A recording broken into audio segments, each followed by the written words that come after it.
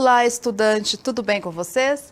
Eu espero que sim. Nós estamos aí no momento do nosso aprofundamento. Então vamos lá, vou colocar na tela para vocês terem aí a noção de qual atividade que nós estamos nesse momento. Então nós estamos em tradições culturais, atividade 1. Esse é o momento da sistematização. Então a primeira parte aí onde vocês vão mostrar o que vocês já fizeram, como andam aí as atividades, o que vocês conseguiram pesquisar. E o título da aula, Cultura e Patrimônio Material e Imaterial. Hoje nós vamos perceber o seguinte, ou vocês conseguem já diferenciar o que é material e imaterial, como que está funcionando aí na sua escola? Então vamos lá. Nesse primeiro momento aí, só para vocês terem a contextualização, mas já sabemos do nosso aprofundamento, qual a unidade curricular e o nosso componente. Tudo bem? As habilidades que sempre fazemos aqui a leitura na aula, mas você já conhece, que é, de certa forma, participar dos processos de produção individual e colaborativa em diferentes linguagens. Nós vamos sempre falar de linguagens artísticas, corporais, verbais e não verbais, enfim. E o contexto de patrimônio. Tudo bem? Aí na sequência nós já falamos, sabemos do quadro aí do eixo estruturante, que sempre vamos trabalhar com a identificação das manifestações culturais brasileiras e também outras, diversas que nós vamos aí agregando ao longo da vida e também nas tradições acontece. E nosso eixo é investigação científica. Combinado? Aí na sequência, sempre tem aí para vocês, se precisarem, relembrar a definição do que é cultura, o que é manifestação cultural e o que é patrimônio cultural. Lembrando que nós estamos utilizando nesse momento de acordo com o significado no caso aí da antropologia, nesse sentido, mas você ou seu professor pode usar outras definições, porque nós sabemos que a definição de cultura, ela é ampla, Nós temos diversas culturas, tudo bem? Vamos lá. E agora eu vou deixar essa pergunta até alguns segundos para vocês pensarem e, se não fizeram, começarem a fazer. Então vamos lá. 2 perguntas aí na tela. Você está preparando o seu mapa mental? Como estão os preparativos para o mural coletivo? Pense aí.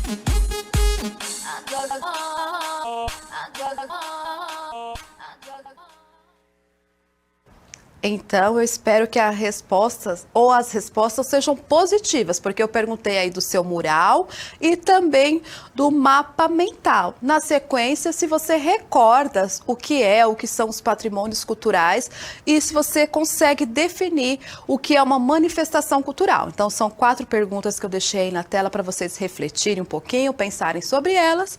E agora, propriamente dito, vamos para a atividade. Mais perguntas aí para vocês já pensarem na elaboração do seu mapa mental.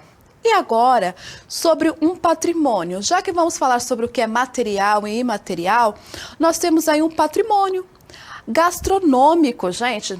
Uma gastronomia pode entrar como tipo de patrimônio? Sim. Existem patrimônios, como nós mencionamos, que podem ser danças, algum tipo de alimento, enfim. O acarajé, com certeza você já ouviu falar sobre acarajé. Aí nós temos a imagem aí de uma baiana preparando o acarajé e ao lado uma imagem muito gostosa, bonita de um acarajé. Aí eu vou fazer a leitura para vocês entenderem, na sequência tem um vídeo. Então, primeiro, o que é o acarajé? Acarajé é uma especialidade gastronômica das culturas africanas e afro-brasileiras. Trata-se de um bolinho feito de feijão fradinho, cebola e sal e frito em azeite de dendê. No continente africano é conhecido como acará. É especificamente no norte da Nigéria também conhecido como kosai. Em Gana, por sua vez, é mais conhecido como kossi. Lembrando, gente, aqui nós fazemos, né, a leitura de acordo com as nossas vivências. É lógico que a pronúncia é um pouco mais, né, é diferente, mas aqui nós usamos desse jeito. E vamos entender por que o acarajé é tão importante assim? O trabalho das baianas de acarajé deveria ter o título de Patrimônio Cultural do Brasil, renovado em 2015, mas até o momento isso não foi feito pelo Instituto do Patrimônio Histórico e Artístico Nacional. As quituteiras estão preocupadas com a preservação da identidade da iguaria. Reportagem TVE da Bahia.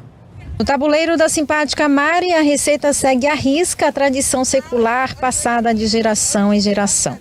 Há 29 anos é assim, toda caracterizada, que ela sobrevive da venda dos quitutes. Além da pimenta, o amor à profissão dá o toque final. O nosso trabalho, nossa profissão tem história, tem cultura, tem um legado. E por onde a gente anda pelo centro histórico, lá estão elas, representantes da identidade baiana, fazendo o que sabem de melhor. O quitute, que é símbolo da cultura afro há mais de 300 anos. Esse ofício é considerado Patrimônio Cultural do Brasil desde 2005, mas no momento o título é ameaçado em virtude das alterações no perfil das profissionais do tabuleiro. Quando o título venceu em 2015 e ninguém falava em renovar, nós começamos a ficar preocupadas. Por quê? Porque estava havendo muita descaracterização das baianas em si. Não só em Salvador, mas em todo o estado. Em outros estados, como Rio de Janeiro, São Paulo, Fortaleza, as baianas seguem as regras. O nosso problema está aqui justamente no nosso estado. Na verdade, o que existiu aí ao longo do tempo foi um acúmulo de processos de revalidação. E não há absolutamente nenhuma dificuldade criada por gestão A, B ou C. Provavelmente na próxima reunião do Conselho Consultivo, o processo de revalidação das baianas estará em pauta. Viu que interessante? Então, uma iguaria, né, gastronômica, algo que é relacionado aí à cultura e vocês perceberam. Aproveitem aí, estudante, e pesquisem um pouquinho sobre esse contexto, porque nós temos aí alguns elementos que com o tempo ele pode perder o título como patrimônio ou não, como que funciona a questão e deixo até como atividade. O acarajé, ele entrou realmente aí como patrimônio e outra situação. No vídeo, fala a questão, no vídeo, que tem uma certa segmento, uma maneira de fazer o acarajé. Então tem que ter pessoas específicas, tem que ter uma destinação específica. Quanto a isso, será que qualquer ou todo cidadão, se eu quiser vender acarajé na minha porta, eu posso, eu devo? Isso aí não é apropriação cultural? Aproveite e pesquise sobre isso. O que é uma apropriação cultural? Tudo bem? Então nós vamos aí para outro patrimônio. Vamos lá. Agora nós iremos analisar alguns vídeos que vai ajudar aí no nosso repertório e entender. Nós vimos então um alimento e agora um som, uma música, um jeito de fazer. Nós temos aí agora o segundo vídeo.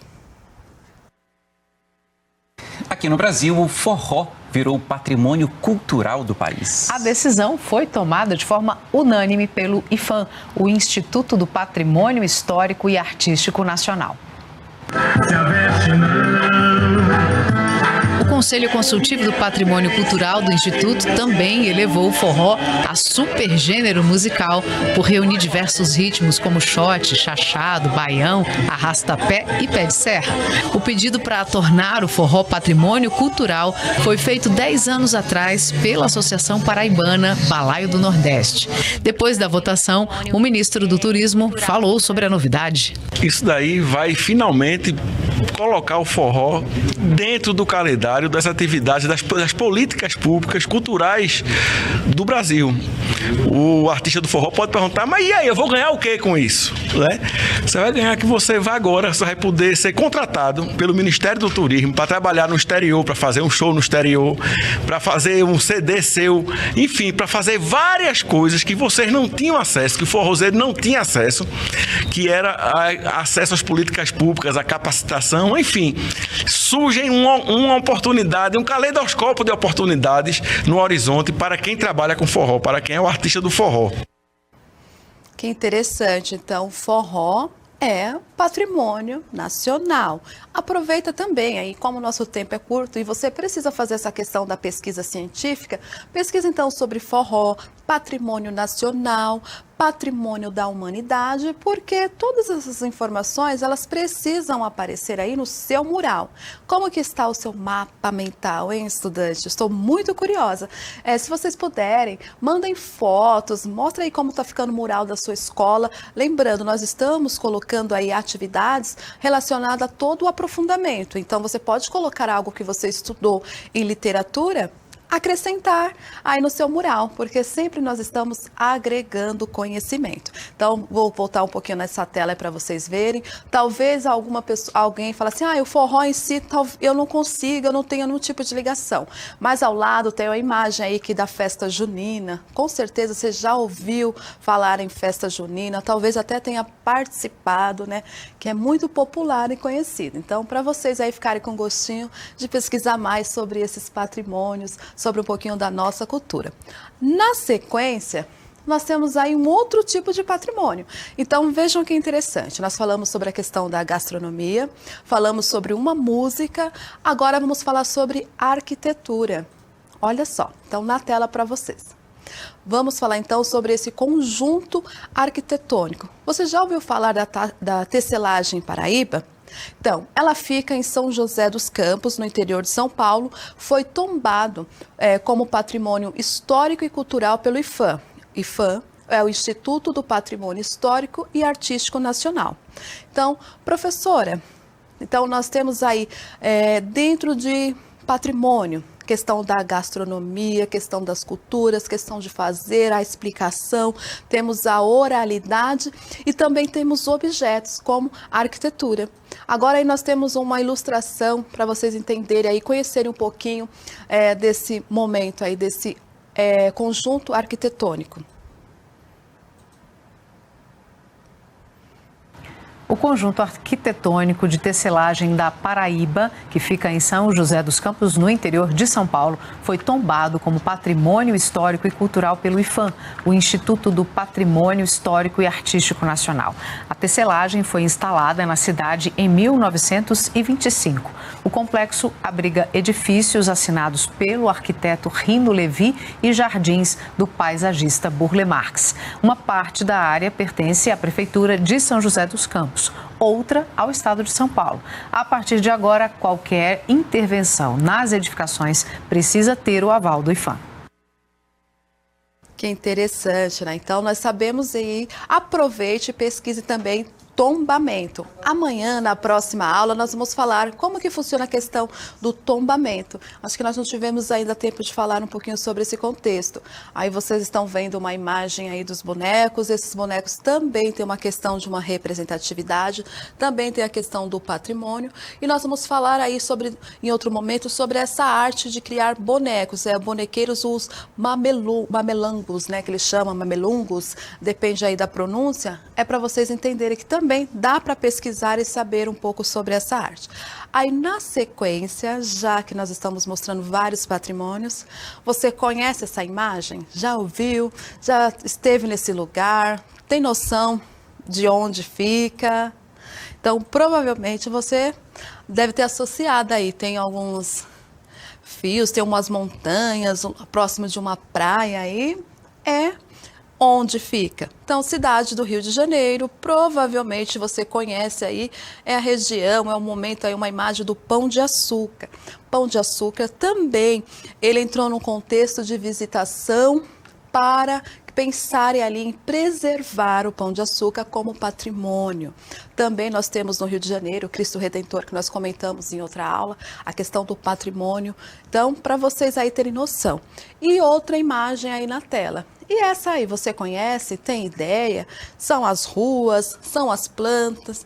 O que é considerado para vocês aí o patrimônio? Como fica? Será que uma estrada, uma via, pode ser considerado um patrimônio? Nossa, que interessante. Então, o que está sendo considerado ali são os prédios, é a arquitetura, como que funciona? Bom, ali nós temos a imagem, é o sítio Burle Marx. Então, o sítio Burle Marx, ele ficou como um legado para a humanidade. Por quê? Dentro desse sítio, nós temos vários recursos, muitas obras, as obras em si, e toda a questão do sítio é um patrimônio. E nós vamos entender depois, no próximo momento, sobre isso. Mas aí, para vocês entenderem como fica com pesquisa e um pouquinho nessa aguçar a curiosidade, nós temos um próximo vídeo. Vamos assistir o vídeo e eu falo com vocês já já. O Bondinho do Pão de Açúcar e o IPHAN, Instituto do Patrimônio Histórico e Artístico Nacional, firmaram um acordo para a criação de um circuito histórico. A iniciativa inédita tem o objetivo de abordar o caráter histórico-cultural da cidade e vai contar com um trajeto a ser percorrido pelos visitantes ao longo dos mirantes do Pão de Açúcar, que vão ser rebatizados e estarão repletos de conteúdos com contextualizações históricas, além de destacar a trajetória de inovação tecnológica do primeiro teleférico das Américas. Tombado pelo IPHAN, pela importância na composição da paisagem cultural do Rio de Janeiro, o Complexo do Pão de Açúcar também é reconhecido como Patrimônio Mundial pela Unesco. Interessante, né? Nós estamos falando de um local muito conhecido, visitado, que também é patrimônio. E aí, na sua cidade, quais são os patrimônios? Você já pesquisou? Eu vou voltar aqui na tela aquelas perguntas iniciais, porque elas são fundamentais para a atividade de amanhã. Então, eu quero saber se o seu mapa mental está pronto, se vocês já estão empolgados em pensarem no mural coletivo. Nós temos outros meios, se não tem como colocar ou expor o seu mapa e o seu mural na escola, temos meios aí digitais que você pode produzir junto com sua escola e colocar o mural virtual. É uma dica, até muitas pessoas terão acesso ao mapa da sua escola. Na sequência, acrescente, gente, por favor, não se esqueçam de colocar quais foram os patrimônios culturais que vocês mais se identificaram ou que vocês conseguiram pesquisar ou tem mais informações. Coloque também a definição de manifestação cultural. Na sequência também, coloca a diferença. Ai, professor, eu entendi que material é isso, imaterial é dessa maneira. Então, o que são os patrimônios?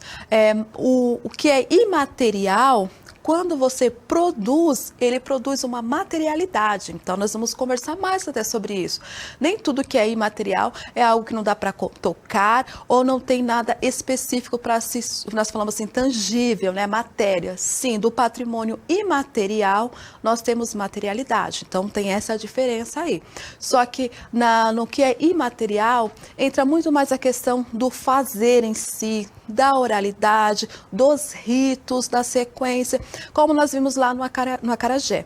Não é somente produzir ali o alimento, tem um rito por trás, tem a explicação, fazer, tem o porquê, tem uma história, tem pessoas específicas que podem fazer, entendeu? Nós temos que pesquisar essa questão, por isso que entra na parte imaterial, tudo bem? Aí a segunda questão, qual a importância dos registros da arte efêmera para a perpetuação do patrimônio cultural imaterial? Ou seja, se nós estamos falando que a arte imaterial é aquela que tem a oralidade, o explicar pelo fazer, que passa a questão das sensações e dos sentimentos, como que nós podemos deixar isso de maneira perpétua? Então, é algo para se pesquisar. Nós temos aí a segunda parte. Eu espero que vocês estejam aí muito contentes e felizes elaborando o mural. Muito obrigada, equipe, e até daqui a pouco.